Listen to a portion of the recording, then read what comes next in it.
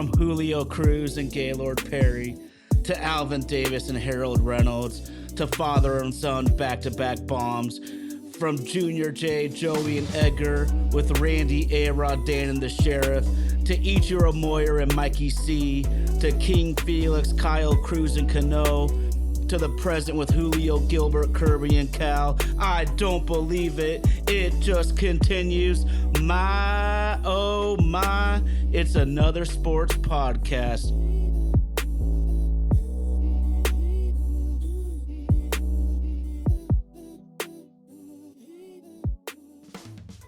My, oh my, it's another sports podcast. It might be the first weekend without football in this beautiful country, but we still got baseball right around the corner, pitchers and catchers reporting. The NBA is on its all-star break as well, so we're out here organizing garages, playing Legos with little kids, hitting up the driving range. We beat the ice, we beat the snow, and I'm saying we because in the pinch hitters box is my main man, Eric Neal. On my, oh my, we can't, we won't, and we don't stop. What's going on, bro? Hey, guys. Glad to pinch hit tonight. Heard from me midday. I'm assuming our beloved RG is stuck on a mountain somewhere. I can only imagine he's got a Sherpa leading him up some range in his truck. So hope you're doing good, RG, but I'm glad to talk a little sports tonight. Let's do it, baby. Well, I'd be remiss if I didn't. We went deep into the Super Bowl last week. Y'all know RG is a beloved Eagles fan, but every time a dynasty is toppled, and who knows, I'm not going to count Kansas City out from bouncing back again next year, even though the mountain's incredibly tough to climb. A couple of programs have made it look relatively easy with the Patriots and the Chiefs, but just tell me any thoughts you had from the NFL season. It was better than I expected. It was a fun season, and I enjoyed the refs rhetoric, if you will. I got a lot of enjoyment with that leading up to the Super Bowl, how a lot of the narrative was, we already know this. Here's the storyline, guys. Chiefs are going to win. Travis Kelce's going to propose. I enjoyed that because as a fan, full-on Domitian fan, we get to have those opinions because we've watched you for however many number of years. I understand the human factor, and I know I'm kind of diving into the refs as opposed to the actual season, but we have these opinions because let's just go back to our beloved Super Bowl 40. Matt Hasselbeck throws an interception and gets called for a low block penalty while he's trying to make a tackle. Now you have this whole Seattle Seahawks fan base looking at that going, oh, it is rigged. And we remember that from years on out. So when we have a season like the Chiefs just had, where they're winning by the skin of their teeth, it seems like almost every week, their offense was not as explosive. We have that rhetoric because we've seen it. You now have a fan base that's like, oh, yeah, well, they're going to have the outcome. They're going to have a little influence in it. We've seen it. So it was a fun season. I was very glad to see Josh Allen get the MVP. That dude balled out as hard as he could. I almost feel like this version of the Bills is, the 90s version where they went to the Super Bowl 4 times, but couldn't quite make it over that hill. This is the next version of the Bills. We're all rooting for you, but you got to beat the dynasty. And because of what the Patriots did, you can't count out the Chiefs after 1 year. Tom Brady got beat a couple of times and just came back. Guy's damn Lazarus. I think he's dead. He's like, nope, I'm just going to keep beating you. So it was a fun season, but see what teams actually stay together and make a push. Well, that's the toughest part. That's the toughest part is trying to keep your team together after any amount of success in that league. In the NFL, as soon as you are successful, the teams that are struggling are going to try to hire your coaches. They're going to try to sign your players. They'll even try to trade for them, dudes. So it's always evolving. It's always moving. I was so thrilled this year, bro. that the running back and the running game is coming back in style. Young ladies are wearing bell bottoms, including Kendrick Lamar, apparently. Styles come back in, and I've been saying this all year, but with all of these lighter linebackers and everyone playing these deep zone defenses, bro, I was so happy to see the running game come back. Our beloved Seahawks fired their offensive coordinator mainly because of an inability to run the ball, whether it's the coordinator's fault or the offensive line. We could easily argue about that, but the facts are the Seahawks brought in a new coach to try to bring more balance, and it's Tyson Baxter's already cracking me up. But I know you got a little old school to you, and part of it's our age group. I feel like I'm young at heart. I feel like I'm a grown ass kid. But the bottom line is, man, we're all getting at that 4-0 and older. So when we scream at the mountains about Michael Jordan and those sort of things, you got to give us a little bit of break. But I'm so happy to see the running game come back like this. I don't know if you saw Clint Kubiak says he actually wants to use a fullback. I don't even know where you'll find him anymore. That got me so excited. But I'm like, what? Do you convert a linebacker? Like, is there some lost city of Atlantis that still has fullbacks that we can actually get? I was so excited that he wants to use a fullback. Now, whether, opening press conference, does that translate into, preseason and the rest of the season? I hope so. Love a good fullback. I love the fullback too, because you could easily argue he's the most selfless person in all of sports. 100%. I know they've converted linebackers and usually they're special teams guys, but, we grew up with Strong and Allstott and, just studs that were, I guess, the size of linebackers and could take on blocks. And then all of a sudden there was no quarterback sneaks. Just like, you need 1 yard, give it to the big guy and he'll take care of it. So I'm hopeful.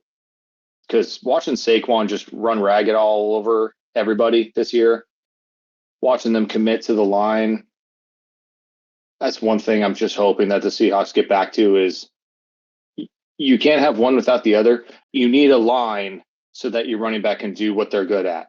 And our line has not been good still we've had this conversation for years now, but it's only McDonald's second year, new offensive coordinator, which hopefully complements what he wants to do more. I'm hopeful. Oh, I'm very hopeful. And part of the reason I'm so hopeful is it's so obvious. There's lots of teams where you have so many holes across the board where you're like, well, our cornerbacks need a ton of help. Our offensive line needs help. We also need a running back. We also need a third receiver. At least for the Seahawks right now, it is plain as day. John Schneider, I absolutely love. I think he gets unfairly criticized, but he deserves to be on the hot seat right now, but he also deserves a couple of years to try to fix this thing now, because I feel across the board the team is really good in every positional group except for the offensive line. Tyson Baxter, we don't get Gary Kubiak in the deal. That is a bit disappointing because everyone talks about the Shanahan tree, but we cannot forget the importance of Gary Kubiak and his family in the way their system has spread across football. One thing I said, and here's the thing too, y'all, is me and Eric are both Huskies and Seahawks fans. So I had a huge fanboy in me wanting Ryan Grubb to succeed.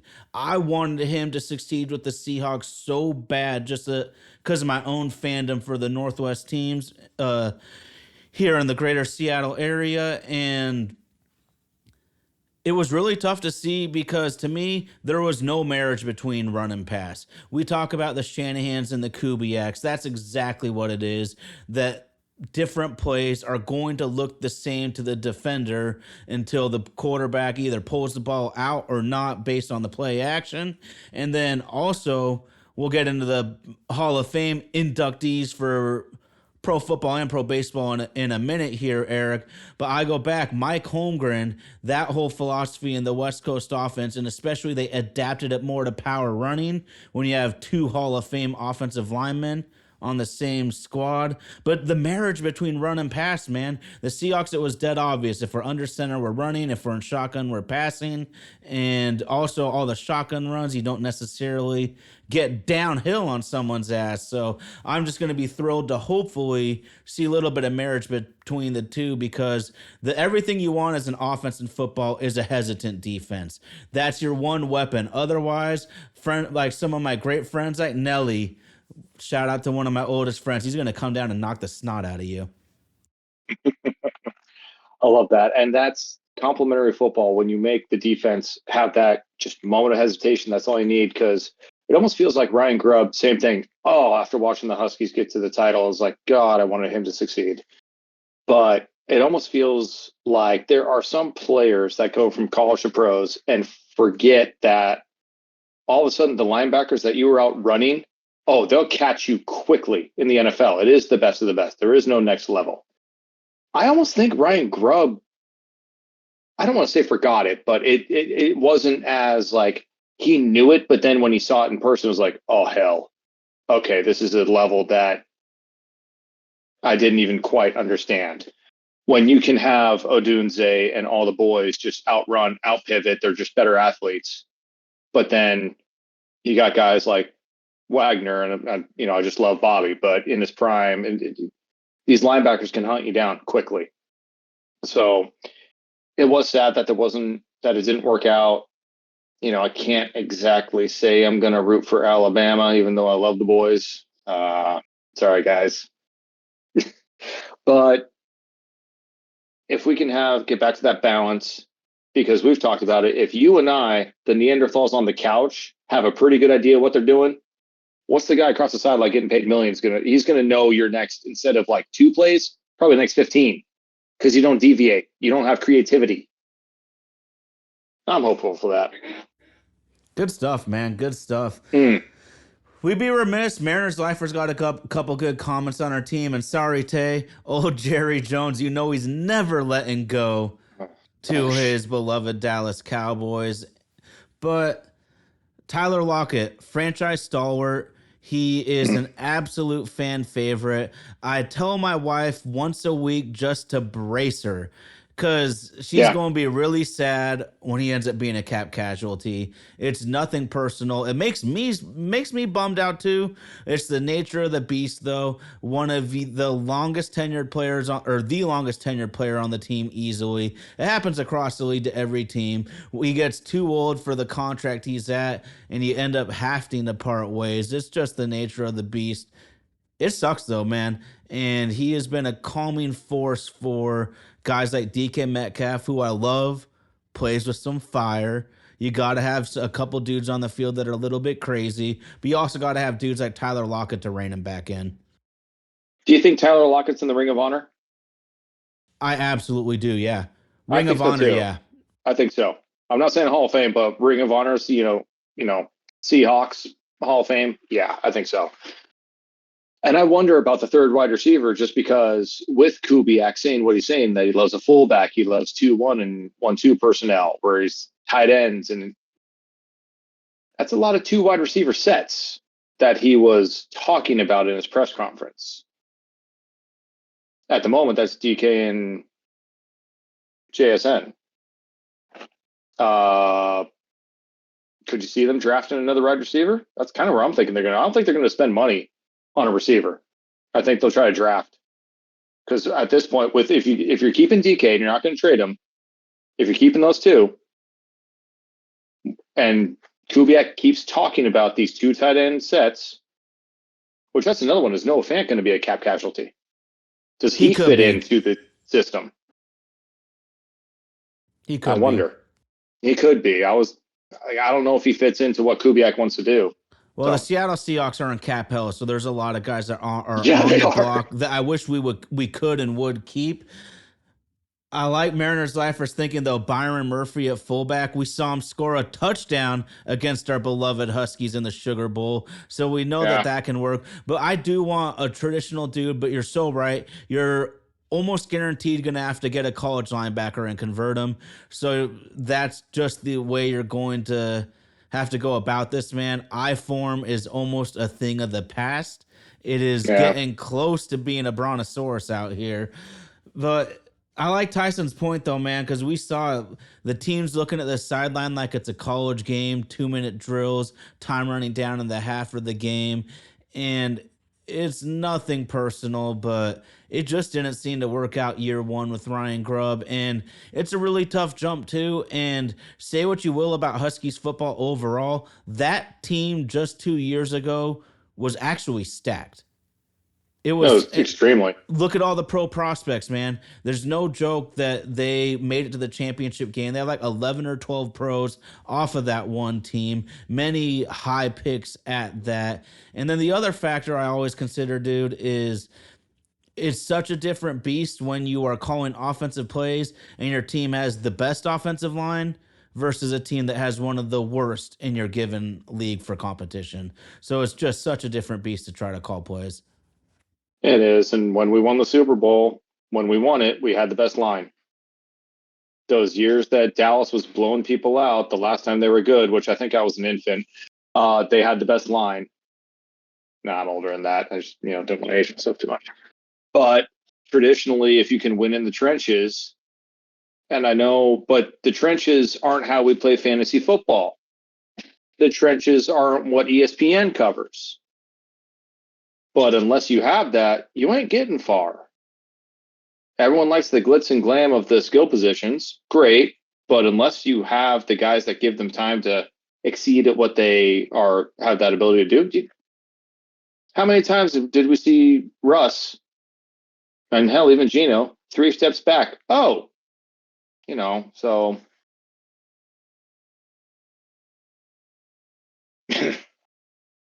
Sunday, who was that? Is that Tay Williams? I want to see the Cowboys win something in my life. You know what? That's fair. That's fair because how many sports franchises might have a couple rings, but we're in our 40s. How many of those sports franchises? Hell, San Francisco, Dallas, the last time they had rings, long time ago. So I can't blame people for going like, "Oh, you have this great history." I saw none of it. So, but also I'm a Mariners fan, so screw you guys. Yeah, well, it's tough being a Mariners fan. But that's a great point, though, because everything seems so recent in my brain. I feel like early 2000s rap is brand new. And then my wife is like, dude, that's 20 years old. Are you crazy? And so that's just how time works like that. We guys like us, we all 1995 was such a great season for the Mariners. 1996 was the last time the Cowboys won the Super Bowl. We got like 2 generations of people that have been born since some of these great events. So we kind of got to put that in perspective. Sunday evening media, absolutely. I think Geno Smith plays really good quarterback most of the time, but the mistakes he makes are so punitive. Turnovers in the red zone. I can count in my brain 3 turnovers in the end zone. Those mistakes are so punitive. They outweigh so much of the good you do during the game that if he cut that out, the Seahawks might have 11 or 12 wins this year. He doesn't. They're struggling. They're going to look for a new guy to replace him at some point.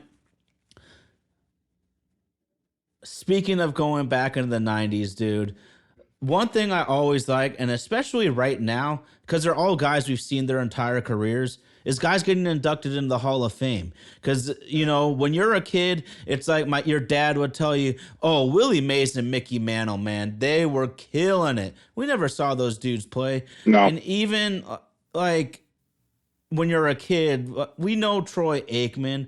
We know Dan Marino. I don't remember him as clear in my mind as Pro Football recently inducted Eric Allen, Jared Allen, Antonio Gates, and Sterling Sharp. What a great Hall of Fame class. There's a few other guys in there I was kind of surprised not to see make it first ballot. You got your Luke Kuechly's, your Eli Mannings, Marshawn Lynch, Earl Thomas. There's obviously a couple other guys I forgot. Big game Torrey Holt needs to get in, God damn it. Thank you.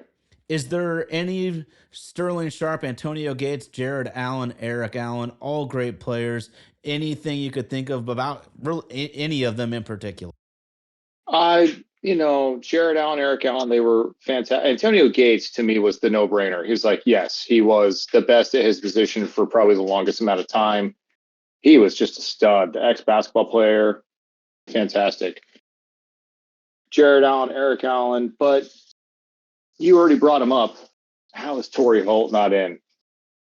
We were there. We watched him. How is Reggie Wayne not in? Like, we have guys that were arguably the best in their position for close to 10 years. And the 2025 class was the smallest class since 2005, I think it was. And for the life of me, I can't figure out why either, because it's not like I can understand a couple years in baseball where you have the, new guys become eligible and you kind of look at it and go, yeah, no, they're the Hall of Very Good, but they're not the Hall of Fame. NFL, I mean, could you imagine Steve Largent coming up now for his Hall of Fame compared to what these guys are doing now? It's just completely different eras. And of course, the big show. When you take two different teams to the Super Bowl, when you are the head of a tree, I know you could argue Bill Walsh, and then that led to Holmgren, and that led to, but when you look at the Holmgren tree, I don't get it. Like, it almost feels like both football and baseball keep sending out the Hall of Fame ballots to people who haven't watched these sports in about 15, 20 years. Again, this is just a fan perspective. I'm sure they actually, well, no, I'm not sure. Who am I kidding? But the guys who got in, all for it. But when I see that it's the smallest class and I see the guys still waiting to get in, I'm going, yeah, no, I do better. Do better. Fair enough, man. Fair enough. It is unbelievable to me that Mike Holmgren is not in yet. It honestly pisses me off because I also look at, like, for a coach and a Hall of Fame coach at that. What was your situation? So the Green Bay Packers were basically crappy ever since the Vince Lombardi left. So they had about 2.5 decades of ineptitude. Then Mike Holmgren shows up and turns that team into a perennial winner, back-to-back Super Bowls, including one victory. Then Mike Holmgren comes to Seattle, whose peak is mediocrity, whose floor is pathetic. And he turns them into a perennial winner with a Super Bowl appearance against the Pittsburgh Steelers. And a huge, huge, huge fact, Eric, is there are only 7 NFL head coaches who have led their team to a Super Bowl with 2 different franchises. None have ever won it. Mike Holmgren is one of those 7, and he uplifted 2 franchises, one that had been dormant for 2.5 decades, and the other, the Seattle Seahawks, who never did a nada for their entire franchise's history. Put some respect on Coach Holmgren's name. And then the other guy that really just pops to me is Antonio frickin' Gates. Y'all remember how devastating of a defense the Seahawks had in the LOB era at the peak of that regime. Pete Carroll leading the way. That defense was the number 1 scoring defense 3 or 4 years in a row. And I still vividly remember on a hot September day in Seattle, we brought the TV out to the backyard and Antonio Gates cut up the LOB for 3 frickin' touchdowns. They beat us in an upset. That's who Antonio Gates is. He was so great. He dropped 3 tutties on our beloved LOB Seahawks. That is what Hall of Famers do. That game, they had the best game plan. They didn't throw it maybe further than 15 yards the entire game. Philip Rivers just lived in the middle of the field the entire game and just slow. They knew they had the game plan, executed it, and let's be fair, up in Seattle, we're not exactly used to San Diego heat. Now I know these guys come from all over the country, but it's different. It's like playing in Minnesota during the frozen game. It's just different. They just slowly marched our ass up and down that field the entire game. I don't think they had an explosive play the entire game. They didn't need to. Just and yeah, I remember Antonio after the third touchdown. I'm like, okay, I really hope no one else in the NFL is watching this because I felt like the Chargers full on like if you want to beat them, here is how. You got to kind of be methodical about it. It's like, oh, holy hell! So that was a good one. Dude, I see a lot of banter I'm loving here on the live chat talking about Earl Thomas, who that is a great debate for Hall of Fame because I don't even know if I can make up my mind myself where he's at with that. But I think he might be another testament to Pete Carroll and his coaching, though, man. Is Pete could get some wild cards to play well and at least toe the line well enough, long enough to go to back-to-back Super Bowls and win one. Earl definitely likes the life in the fast lane. That's clear as day. He might have been the secret sauce to the back end of that defense. So he's okay. And I love that Tyson Baxter's on here because here's what I'm going to say. Ed Reed is in a category of his own for patrolling center field, but Earl Thomas is in that category just below Ed. Is Earl Thomas going to suffer from what Felix is going to suffer from? And the longevity wasn't there. It wasn't a long enough time span. I think it'll hurt him a ton. It's already killed Cam Chancellor's chances. And I honestly thought that maybe Cam should, even with that shorter career, because football is so different for me. Stats don't matter for me in football the way they do in baseball and basketball. Football's how you play the game. And there was no one feared like Cam Chancellor at the peak of his powers, but we're not looking at it that way. And a strong safety isn't necessarily going to put up sexy stats, but we all know nobody wanted a piece of Big Bam Cam. Cam is my favorite Seahawk of all time. It's not close. He is the man. I would put him in the Hall before Earl, but strong safety, getting a strong safeties into the Hall is damn near impossible. But just the hit, it was like the last era. And when he came into the league, he hit so ferociously, but he was a little bit, his targeting wasn't great. Pete and the crew, we all can picture him just taking out Vernon Davis. But he hit him square in the chest, legal hit. Yeah, it was brutal, but he hit him very legally. He learned over his couple of years, changed his target, learned how to still hit just as hard, but within a target area. God, it was beautiful to watch. No one wanted to come across the middle. As soon as Demaryius Thomas got knocked on his ass in the beginning of the Super Bowl, it's like, yeah, you guys are in for a long night. It's not going to be fun for you. And it was not.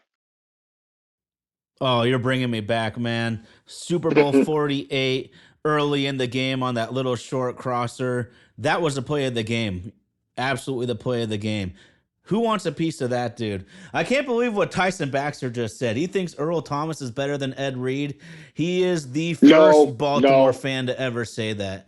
And it's hard for me to really say. I guess I'd have to look at it more closely. But talk about splitting hairs, I guess. But man, even to say something like that's crazy to me. But I'm a roll with Ed. But here's one thing though, too, Eric, is your favorite teams you're always the most critical of because you see them up so closely. So you see the warts that maybe others don't. He probably saw some warts in Ed Reed that we didn't see, that we maybe saw in Earl that you wouldn't if you weren't just diving in every single game. Very good point. Very good point. I like Tyson Baxter. Ed Reed was insane, but I'd put three guys ahead of him. E.T., okay. Ronnie Lott and Brian Dawkins. That's interesting. I like it. Ronnie Lott's, again, one of those that, it's just highlights on ESPN. Didn't get to see him a lot. Not a lot of memory of it. Hey, but you just hear the stories and you kind of rely on that. Yeah, Earl just had range for days. And when you hit Gronk in the chest and break his ribs as that little guy, that's something special. Okay, here's a play that reminded me of Earl Thomas too, and it would have been either his rookie or second year is the when Eli and the Giants won their second Super Bowl versus the Patriots. And there's that famous pass late in the game down the sideline to Mario Manningham. Incredible pass, incredible toe tap catch right in between the safety and the cornerback.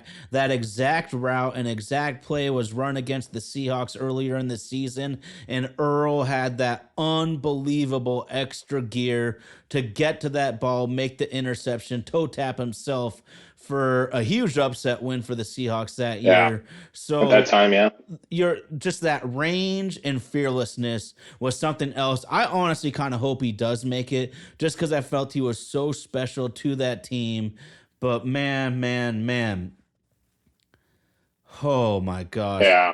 Crazy, It crazy, was, crazy to think about. it's almost one of those where you don't realize what you're watching or what you're getting to witness until it's gone. Like when Griffey in his prime, when we got to watch Michael Jordan, when we got to watch, and like you said, we didn't watch Willie Mays, but, the LOB and that era was incredibly special. That's not something that comes around often. So I'm curious in general how many Hawks from that period will make the Hall, like Bobby, like Sherm, Earl, Cam. I'm curious. I don't, aside from Russ. I think there'll be three or four. There'll be I three think or so. four. It'll be Bobby for sure, Yeah, Sherman, gotta be. Marshawn, and Earl. I think Marshawn will get in. It just might take a couple years. Yeah, it won't be right away. And it's not like he has unbelievable stats, but his yardage is about on par with guys like Earl Campbell and whatnot. So I say if you, and that's like one of the most perfect comparisons, Earl Campbell and Marshawn Lynch, kind of similar about that. Mariners Life for my main man RG has been working that grave shift trying to buy him a spaceship and fly. So my main man's out tonight. But of course, we have the best pinch hitter ever. Comes in with 3-run bombs in the bottom of the ninth. That's what Eric Neal does. But Hall of Fame time, it's always cool to me just to see who is actually that dude. You were just talking about Felix Hernandez. Let's get into the Baseball Hall of Fame a little bit too, because as funny as it is, they both announced their new inductees at very similar times, usually about a week apart for whatever reason. Ichiro, Yeah. Ichiro. Oh, Ichiro is in the Hall of Fame, first Japanese born player to do it, and he left a mark on baseball. I love the stat. I wish I could pull it up, but it was how many hits Pete Rose, Ty Cobb, Mantle, and just Alex Rodriguez, Derek Jeter, like all the greats had by the age of 26. It was like, this guy had 1,400, this guy had 1,000 by the age of 26. And these guys are all 3,000 hit guys and in the Hall. Ichiro at that point had 0 and passed them all. That might be why I'm still such a big proponent of just get the ball and play, make them make the mistake. Because Ichiro he made a career off of that. And whatever numbskull moron doesn't watch baseball anymore that didn't vote, show yourself, show your work, give us an argument, stop hiding. Yes, I'm one of those guys. Oh, I guarantee you that dude can't throw and catch. I wonder if this guy's a walking skeleton at this point. Now I'm so happy we got it. When we get a Hall of Famer, it's not we go big. Niehaus, one of the best to do it. Griffey, Ichiro, Edgar, best DH of all time. Love Ortiz, but I'll take my bet. When we get it's a good one. We don't have a lot to celebrate as Mariners, but when we get a Hall of Famer, man, goddamn, they're good. And again, I still remember my first Ichiro game. First pitch of the game, hits a little slap single. Second pitch steals second. Third pitch steals third. I'm a senior in high school going, I hadn't even really fallen in love with baseball to the degree I do now. And I was like, who is this guy? We were spoiled. for so long, and you appreciate it now. It's just, man, he was so good.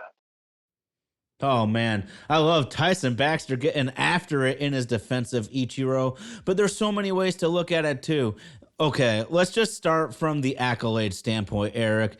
In 19 major league seasons, he debuted at 27. That's 19 major league seasons, and he debuted at 27. He was an MVP, a Rookie of the Year, a 10-time All-Star, 10-time Gold Glover, 3-time Silver Slugger, 2-time batting champion, All-Star MVP. Oh my Lord, he came in and took the world by storm. He had speed. He had the cannon. He was deadly accurate as well. He was extremely fast, very quick. And what I always call Eric is the extraterrestrial back control. He had back control that we have only seen from one other human, and that's Vladimir Guerrero. Ichiro just threw something out of Star Wars and got that. That's still the rookie year.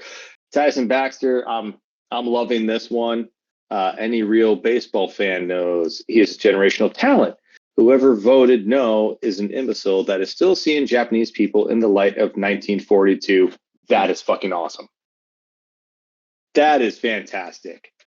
And just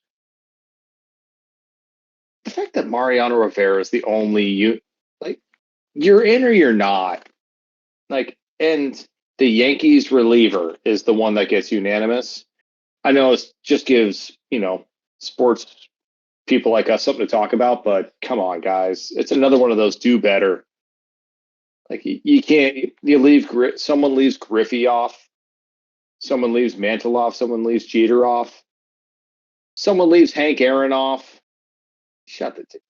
I'm sorry, but there's some of these where you leave them off okay, you're not watching, so go away. It is crazy. Sometimes I think a lot of it is some of these writers just gotta make a name for themselves, and they do it by dissing somebody else. But it's so ridiculous. Some guys are so obvious, and I don't want to even get too into it. But the Mariano Rivera thing, absolute first ballot Hall of Famer. But it baffles me how a closer is the only unanimous.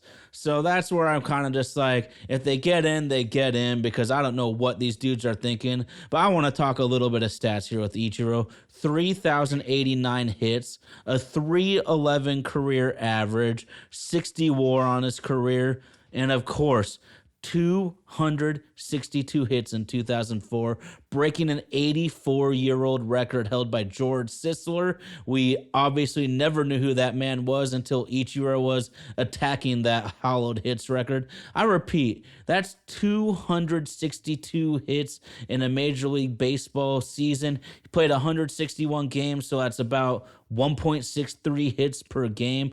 Oh my Lord, Ichiro. And if y'all don't know, Eric was kind of referencing Dave Niehaus. Oh my, it's another sports podcast. But he was the longtime Mariners commentator who was actually the first Hall of Famer our favorite baseball team had ever had until Ken Griffey Jr. got inducted. Our commentator was our only Hall of Famer. So that kind of gives you an idea of where our fan base has been at times, but incredible, absolutely incredible. And then one more stat I want to drop you with. He also had 1,278 hits in Japan. So if you add up his hits from his ball in Japan and here in the States, that's 4,367 hits. That would be 111 more than the legendary Pete Rose. And that's another one that, since Pete has passed, it's like, when I feel like a lot of things are done today that are far dirtier than what Rose did. Now it's easier for me to say different time, different era, but I think that man deserves some Hall of Fame flowers personally. It's always that unanswerable question. If Ichiro debuted over here at 20, 21, how big would that tally be? I think he'd hit 4,000 personally, but you never know. But it's fun to think about. He sure had the talent to, because I can't come back to it enough. And Ichiro is one of my favorite players ever. I'm a Japanese American from Seattle, also. So the connection is as plain and obvious as it gets. But he actually had really poor plate discipline. Think back. How many times did he take a ball that was like an inch off the top of the plate and put a single into center field? But that's how special his bat control is. In terms of bad ball hitters, there's Ichiro and Vladimir Guerrero, and then we can try to figure out the rest from there. Fair enough. I mean, at times it did look like he was playing MLB The Show on easy, where it can be a foot off the plate and you can still hit it. It's like he shouldn't be able to reach that. His arms don't go that far. Oh, well, okay. He just slapped it past the third baseman somehow. Cool. I love it. I love it. Well, this was also our era, and he played for a few different teams. And guys are asking, why did it take Billy Wagner so long to get in? I'm not exactly sure, because there's been very few inductees in the last 10 to 15 years, mainly because a lot of the superstars have their PED connections, which has left a lot of small Hall of Fame classes. But Billy Wagner was one of the very first pitchers that was consistently hitting triple digits out of the bullpen. That's 422 frickin' saves, bro. Eighth most ever, second most for a lefty. And at least in my brain, he wasn't like your George Kirby super tall and long type of pitcher. He was kind of like short and buff and just threw the shit out of the ball, and I frickin' love it. I'd have to look this up because I don't know this off the top of my head, but how many closers are in the Hall? Because the closer didn't really become a thing until what, like mid 80s, roughly, like Eckersley and the like that. I almost wonder if he suffered from why it took him a while, because he was in at the same time as Hoffman and Rivera, two guys who were always like, he was always that next heel. It was like Chris Warren was in NFL rushing at the same time as Emmitt Smith and Barry Sanders, so he was never going to win the rushing title. I wonder if he was a dominant closer, but I wonder, since he was in the league at the same time as those two, if that's why it took him a little extra time, because that lefty nasty out of the bullpen, I didn't want to see him. It's like, oh, shoot, this is not going to be, we all have those closers that come in the game, be like, okay, we got a chance to touch him up a little bit. This is not over. I mean, hell, we watched Bobby Ayala good God. I was just going to say, that's the story of the mid to late 90s Mariners. Best lineup in baseball, and I promise you we'll give it up in the ninth. Yeah. So I wonder if that is why it took longer, because anyone who watched him is like, oh, well, God, yeah. Because, I don't know, because Eric Gagne was one of the best at that time, too. Like, I wonder. His career is too short. Well, I'm going to put the knowledge on you because you're exactly right. That's exactly what it is here. And he was pitched in the same era as Mariano Rivera and Trevor Hoffman. And then to top it off, remember more in our childhood? Do you remember Big Lee Smith? Closer for the Cardinals. He got inducted in 2019. Hoffman got inducted in 2018 and Rivera in 2019. So we had three closers in a 2-year span just 5-6 years ago. So that is clearly what affected Billy Wagner taking so long to get in. I'm just glad they got him in. I'm glad they get these guys in when they're still alive. Pete Rose should have been inducted at some point. He's served enough of a punishment, but that's clearly what it was. And Rivera's just the top dog on the top team. There is super producer Andy, always giving it to us. Thank you, Andy. I definitely remember Dennis Eckersley too. Goose Gossage, because of his almost underhand delivery, and he was also a starter for many years. But if you ever watched Dennis Eckersley, you want to talk about one of the original Submariners. He's the one I remember from the A's, and that goofy delivery. And as a kid, you're like, you see pitchers, you don't know the differences. And then you see him scraping the mound, you're like, what is happening? I mean, it's what it looked like, at least as a kid. Because he's kind of the one I remember is almost I don't know if he's the one that started the trend, but it felt like the mid '80s with him was kind of the genesis of the closer, and this is now a role on the team. There's a specific person to do this on the team. Rolly was the man. Raleigh Fingers, for the longest time, he was the all-time leader in saves until Yeah. the position became more prevalent. Well, it's like Steve Largent led the league in all the receiving yards, passing, everything, and then all of a sudden the league is what it is now, and they'd look at his stats and go, "What was he, a second, third string guy? Like what?" It Well, this changes is over time. this is why you got to use your eye test also, Mm-hmm. because there's many stats that are they change so much. Like you said, receiving and passing stats will never be the same. You know, Dan Marino has been passed by like 8 or 9 quarterbacks already. So that just kind of shows you where it goes on that one. But there's another big lefty that made the Hall of Fame, and that's CC Sabathia. I, in my brain, remember him more for great postseason dominance, even more than regular season consistency. And if you put up enough good years amongst those dominant postseason performances, that's how you land in the Hall of Fame. What do you remember anything about CC? Because I got a little bit on my chest I want to get off in a minute. I'm a little surprised he got in on as soon as he did. Not gonna lie, I think he was Hall of very good, and it might take him a couple years.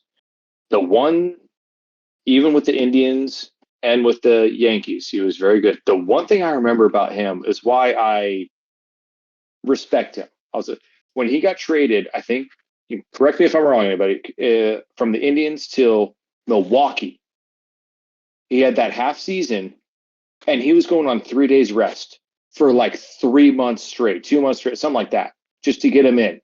And the dude wasn't getting touched. 3 days rest. No, I'll go out again. No, I'll go out again. Mowing everyone down. I was like, he has no reason to do this. He's a free agent at the end of this year. Well, obviously, when the Yankees got him, if I remember that right.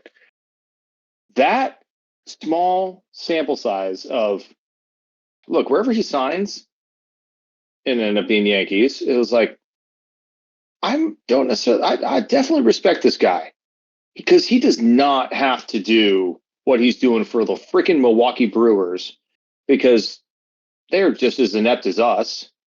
But he was at least doing everything in his power for the rental team that came and got him. I still almost surprised he got in the Hall, but at least that small moment is actually my biggest memory of CC.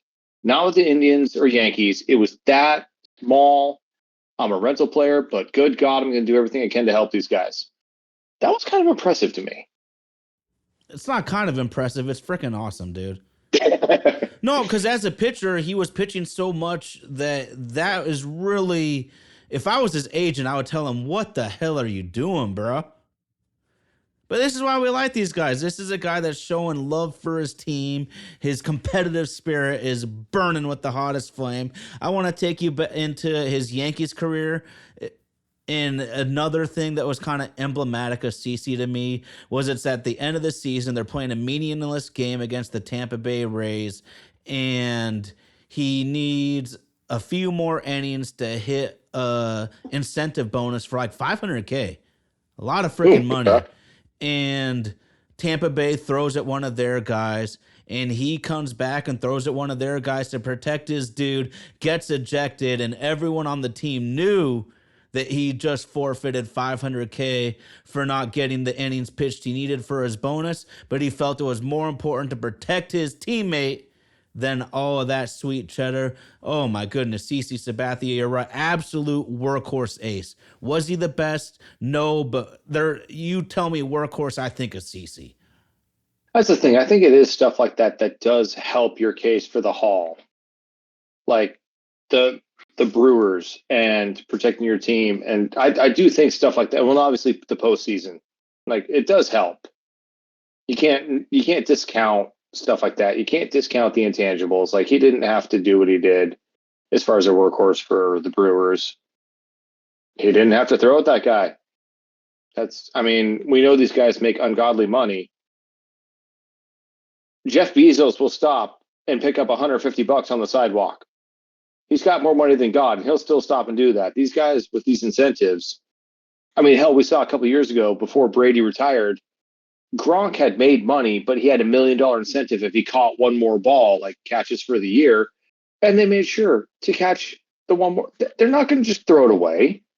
So the fact that CC did protect his team, protect his family, hell yeah. Was he the best? I don't think so. I don't think there was ever a time where I was like, yeah, he's the best pitcher in baseball. But, dude, the guy was a workhorse.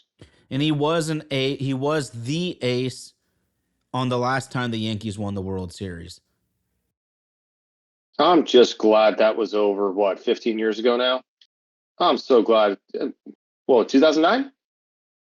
Sounds about right. I can't remember exactly right around that time. I can stay there. That's fine. Okay, so here's my food for thought. I want you to reply to this, dude. So CC Sabathia had 142 more appearances than King Felix. 142. That's a shitload more appearances, but I want to put this in perspective for whatever it's worth, because I think Felix is a Hall of Fame talent who might not have a Hall of Fame career based on how long he did it.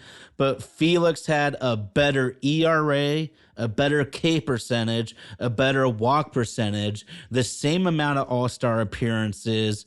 He was 1-0 on Cy Youngs compared to CC, and 2-0 on ERA titles. For whatever it's worth, if we don't care much about longevity, we got to put Felix in. But there, at some point, we need to consider longevity. That's why Felix will be an on-the-fence type of guy until he either makes it or he doesn't. But just food for thought on Felix. Was that kind of dude, though, for a shorter amount of time.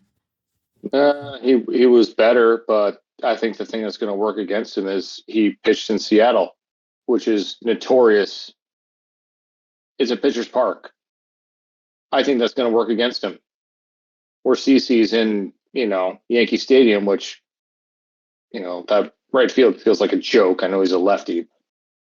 I think the fact that he pitched in Seattle is going to work against him. Because especially when you pull up our current pitching staff, which is studs, but then you see their home road splits and how different it is, you can look back at Felix and go, well, yeah, he was great at home. I can see writers going, I don't give a toss what he did at home. What was his ERA on the road? What was his whip on the road? What was his K walk rate on the road?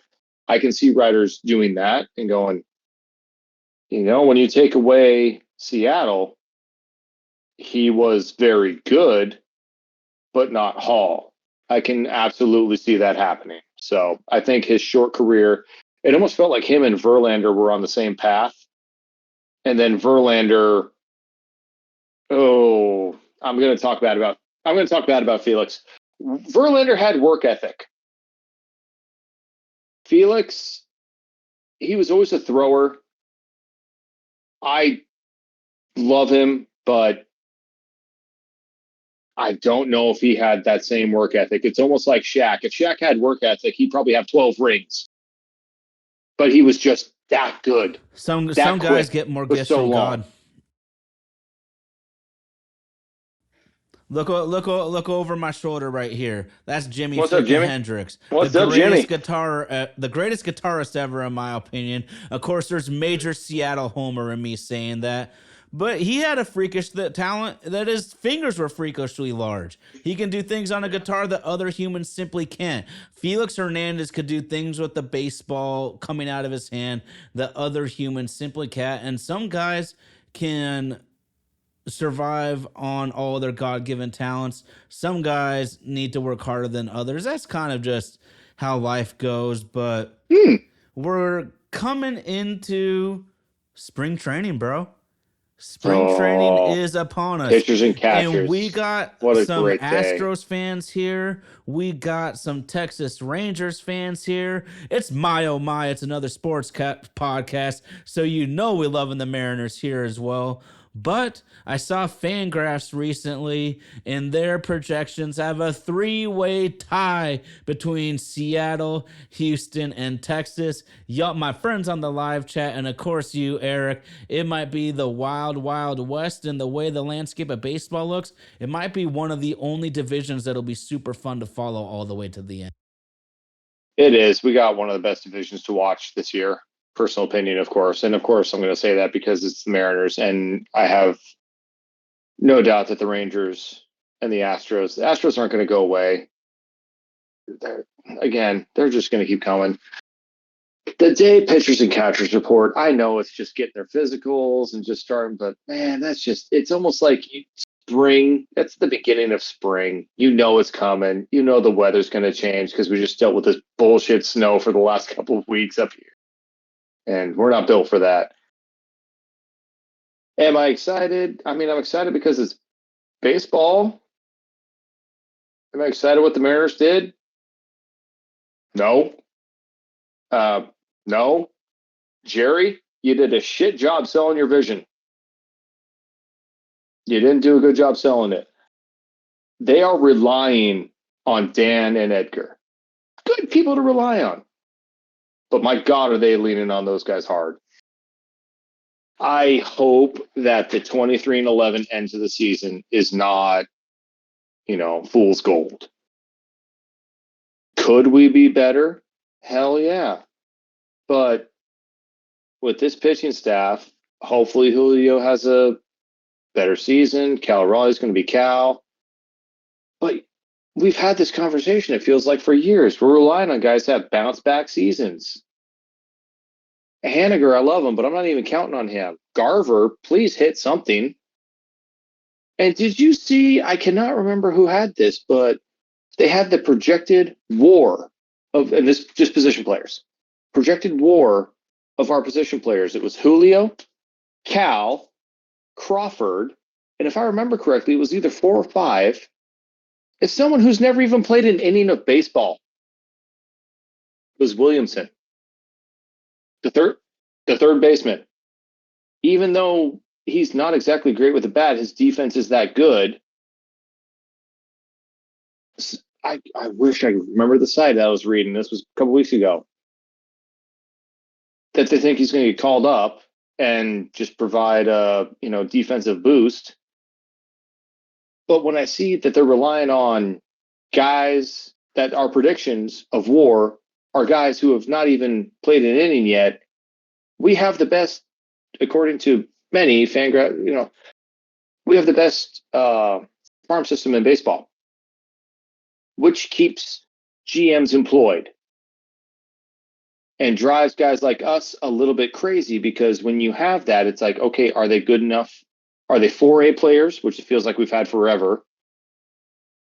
Or can you actually go out and get us help? Because no one's signing here. Did Jerry and John and the crew and Justin do enough? Hell no. Did they try to do more? I think they did. But I think a lot of guys saw what Teo went through, what Gino went through, and just kind of went, I'm not signing for you. And think about a guy like Bregman, Pete Alonso. Pete Alonso did not sign for big money. Kind of went back with his tail between his legs, frankly. Yeah, so, no, it's obviously frustrating. It's obviously frustrating. I went on a rant. I'm sorry. No, it's all good. I knew you were. I kind of just laid the bait out there. Yeah, I know that you're gonna bite on that one. It's tough. It's tough to be a Mariners fan sometimes. I am pretty optimistic though, just because of the way the season finished, and Houston took some major hits. The reason I'm still extremely worried about Houston is because they have the pedigree and they know how to do it. I would trade for Alvarez in a heartbeat just to get him off of that damn team. Good God. But I mean, they already survived losing Springer and Correa. What franchise survives losing a Springer and a Correa? Now they lose Bregman and Kyle Tucker. Kyle Tucker, maybe the most underrated player in all of baseball. One of How? the best corner outfielders in the game. Isaac Paredes, absolute stud at third. He ain't no Kyle Tucker. So okay, I'm going to put it like this because Texas will bounce back. I promise. Texas was injured, a little bit of a World Series hangover there in the AL West. This is Texas will be back. Houston's always there, but from the Seattle Mariners perspective, this has got to be that year to win the division. It's got to be that year. Houston's gotten weaker. What they have on us is they know how to do it, and we're still pretending like we know how to do it. But if there was ever the year, it's got to be now for the Mariners to strike. And clearly, we went after no big fish in the offseason. Oh my gosh. Donovan Solano, he's closer to Social Security than he is MLB paychecks, for Pete's sakes. But this is how we do it here in Seattle. We have a ton of great prospects who are still 2 years away at best. And our pitching staff is ready now. Let's just hope. Let's just hope. I mean, there's one thing I really want to consider is Victor Robles that dude? Is Victor Robles that dude? At one point in his career, he was a higher rated prospect than Juan Soto. They've gone their two separate paths since that time in Washington, but the talent's always been there, and it wouldn't be the first nor the last time we've seen a talented player get a change of scenery to turn around their career, and we have to hope and pray that he's one of those dudes, or it's going to be another oh so close but not quite there. Yeah, he's got to be that guy. I mean, we need our outfield to be what they are advertised to be. We need those three to be just studs. We have a Rosarena for a full year now. You know, he's been here. He's gotten to know the city, the players, the coaches, the staff. You know, hitting in, I almost said Safeco, hitting in T-Mobile. We need Robles to be that guy because it's getting to the point where this is a little bit of a tangent. I wonder if MLB is going to take a little bit of a hit in viewership because on paper, we're looking at it going, it's going to be Dodgers and Yankees again. You got random. I love the expanded playoff. I think that's fantastic because it keeps more teams, more cities involved for longer. Really think we should win the division. But when the chips are down and you have the two big baddies coming in, can you compete with them? Those are the ones you want to beat. Like when we hear Jerry and his, oh, this year, and this year. Well, dude, we're in those years. We're in 25 now. We want World Series. I'm sorry, but you kind of lost a little equity. Winning division's great, but at this point, it's not enough. And I understand that only the Yankees and Dodgers can spend like the Yankees and Dodgers, which I still hope. I don't know if they will. I still hope they put in a hard salary cap like NFL. Fuck, even I follow F1. They put in a freaking cost cap because teams like Ferrari and Mercedes could just outspend the lower teams. So it was like, oh, it's always going to be these two teams fighting for it. They put in a cap of 3 years ago. 4 years ago, 2021, I believe. Even racing is putting in a cap to try to create some parity. And this bullshit luxury tax that they have, it's not good enough. So I think that's just becoming old and bitter, Oh, I want to see my team do some things. The spending has gotten insane in a sport that's never been equal. Has maybe the separation between the haves and the have-nots are maybe greater than ever. We got a team with a $60 million payroll. We got a team with a $300 million payroll.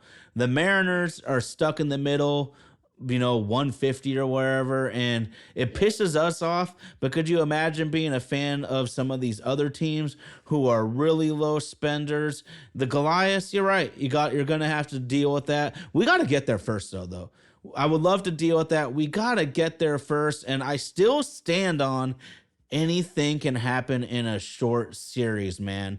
Anything. And if it's a tight series, it can just be one pitch. It can be one error, one double, and it changes the entire series. Are the Oh, the Dodgers a Mariners. juggernaut on paper? Of course they are. But this is where I get a little feisty, though. Fuck them, man.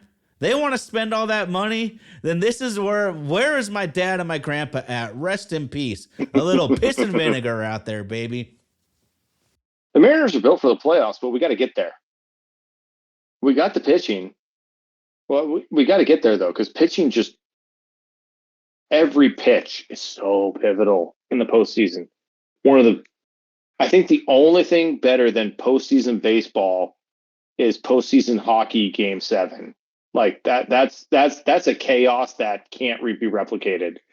But postseason baseball, every pitch is just that big. And I do think some of these managers and some of these people are overthinking it when they're pulling their starter in inning 3, inning 4. It's like, he's been your horse all year long. Don't let him work. I understand that bit Grady Little in the ass, but that was, 7th inning. He'd been through a couple times. So we're built for the postseason, but we got to freaking get there. I'm just hoping with Dan and Edgar, I don't see as many strikeouts, because we talked after 23. Second in the league in strikeouts. We talked last year. Oh, guess what? We got rid of Teo and Suarez to do better, and yet we led the league. So I'm hoping some of Edgar's teaching of, we remember watching Brett Boone. With 2 strikes, his stance changed. He choked up on the bat. Like, when it's 2 strikes, okay, you're 2-0, 1-0, like, you want to let it fly. Give it a shot, sure. It's 2 strikes. Put the ball in play. Do not try to be a hero. There is no 7-run home run. Keep the line moving. And actually keep the line moving, not just say it. We've said it for years, and the shit hasn't happened. Because they're swinging it, crap in the dirt and over their heads. Like, for God's sake. Approach. Yeah. What I'm so pumped about is, at least my hope is that with Dan Wilson running the ship, Edgar Martinez, Kevin Seitzer really doing work with our hitters, that maybe this team won't be so reliant on the analytics. I've never been anti-analytic, but I am anti-letting the analytics make every decision for you. Sometimes you need to really think about the human. Is my pitcher hot? Is my guy cold? Because every situation is different, and that's what the analytics don't bring into play. And maybe stuff could be, we don't know that this guy's had a sore arm for 2 weeks. Maybe it's time to pull him out, or maybe that, dude, my pitcher's girlfriend's in the stands for the first time tonight. This dude's got some extra fucking juice. Let's go. That's there's thing. Little things like that make us human that the analytics could never figure out. And hopefully we get a little bit of Lou Piniella and good old fundamental baseball. We don't need to bunt every inning, but damn it, there are times where you just need one and you need to get the guy over. And I fully admit I'm not a big analytics guy. Much more of an eye test, because, and you bring it up perfectly, the guy's girlfriend is in the stands. Oh God, now he's throwing 100 instead of 97. After, oh gosh, I can't remember his first name, Fernandez, the Miami pitcher who passed away. And like the next day, D. Gordon hits a bomb. D. Gordon doesn't hit bombs.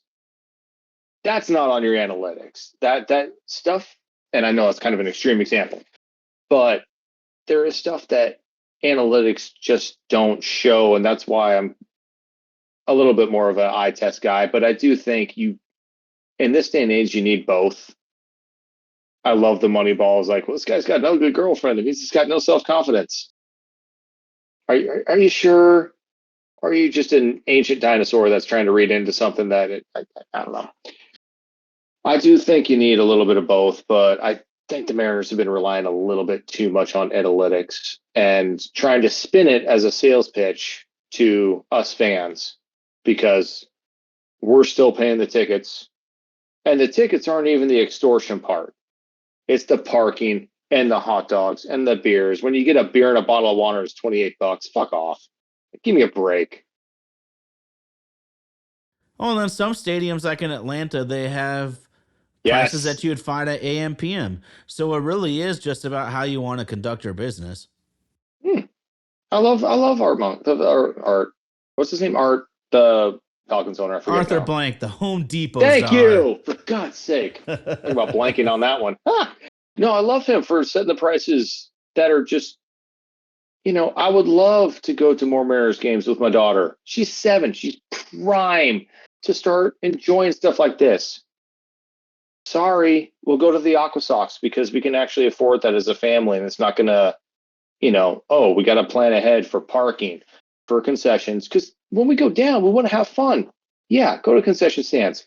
Go to the team store and pick something up. You want a little jersey? Cool. You want a t-shirt? Cool. And after tickets, parking, all that, all of a sudden that's a $300 or $400 trip. And you're like,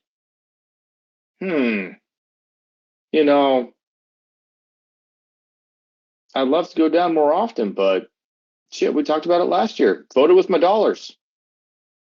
I listened to him on the radio, didn't go to a game. And it was because I didn't want to. But is it worth it? I don't know. I don't know right now. Well, here's the bottom line that we do know, and we don't tell people how to fan on My Oh My, but what I will say is the Mariners don't love you the way you love them. I promise that. So true. Oh, it's so true. For real, It's like bro, fever for pitch. real. The Red Sox never let you down. They're always there. They're always there to break your heart. Oh, you know it. Well, they got a couple now. We're still wandering through the abyss. I just want to say one more thing about King Felix because I love hearing other teams' perspectives. Texas Power Rangers saying that he thinks King Felix is a lockdown Hall of Famer. The voters gave him about 20% or so on the first ballot, and if a guy starts at 20%, that's kind of a coin flip if we'll ever get there or not. Edgar was even like, I think 16, 17%, and he eventually got in at the very end. So there is a chance for Felix. Clearly they think he's kind of on the fence.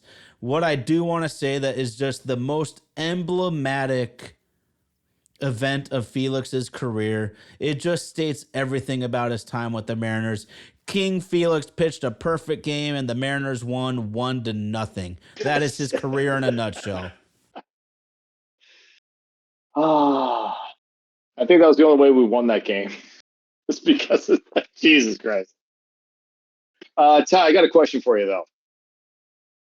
Who's opening day starter? Thank you. I'm sorry, Shout Castillo. out to the It's greatest LG. co-host a guy could ask for. RG has been telling us that Logan Gilbert, LG the OG, he's been saying it for years before it happened that he was the ace of this ball club. And I think it would send a great message to the team about homegrown players. This is not a slide on Luis Castillo, and I seriously think he's probably a chill enough dude that he's not going to take it the wrong way. Agreed. Yeah. His bank account says otherwise. I'm like, bro, look at the checks that we cut you, man. We're taking care of you. Don't worry about that. Mariners lifer wants some Brian. Woo! Dude, Woo he is might filthy. be my favorite pitcher to watch. And this is a great argument, too. I see some of the guys on the live chat debating is I sometimes wish the Mariners would just go all in for pitching right now. Our hitting, I don't know if it's ever going to really get there. Make a strength a real strength. That's just another philosophical way to go about it. But we need these arms. If we don't have these arms, what are we? And so we really got to lean into these dudes. I'm actually happy we didn't trade Emerson Hancock. It sucks for Hancock that he's the 6th starter, going to spend a lot of time in AAA when he could be in a big league rotation on most teams.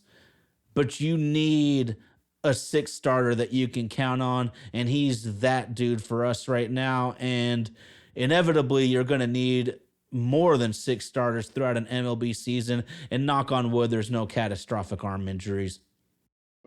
It got comfortable. We need him because when the Dodgers or the Yankees or the Red Sox back up a Brinks truck to Logan Gilbert, That's my frustration.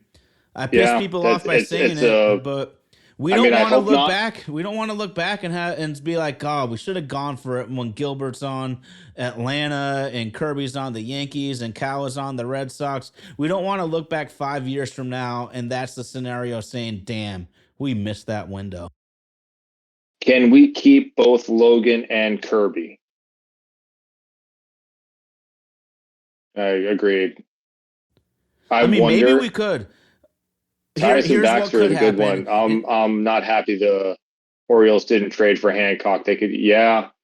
He seems like he would help a lot of, and the Orioles are so good and so young.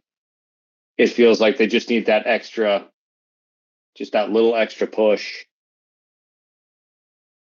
So I wonder if Kirby overtakes Castillo and LG this year. I wonder. His stuff is just so good. I wonder if now it's been a couple years. Yeah, that third, fourth year seems like a lot of players, if they're going to be that guy, this is when it really just goes. If he comes out in the first, maybe not his first start, but I'll just say like maybe the first month and is borderline untouchable, like we're seeing like, oh, is this Felix again? Oh gosh. I think he has it because he's already been an all-star. I think he's got a chance to overtake both Castillo and LG as the guy. Yeah. And don't dismiss Miller or Wu either. This is what's so fun about this staff though is you damn well know there's a great friendly competition between those men on who is going to have the best start that week and they're all capable of just blowing your freaking doors off. But you're right. Let's see if they could take the next step. If those can Kirby and Gilbert be Cy Young candidates? Can Wu and Miller be All Stars?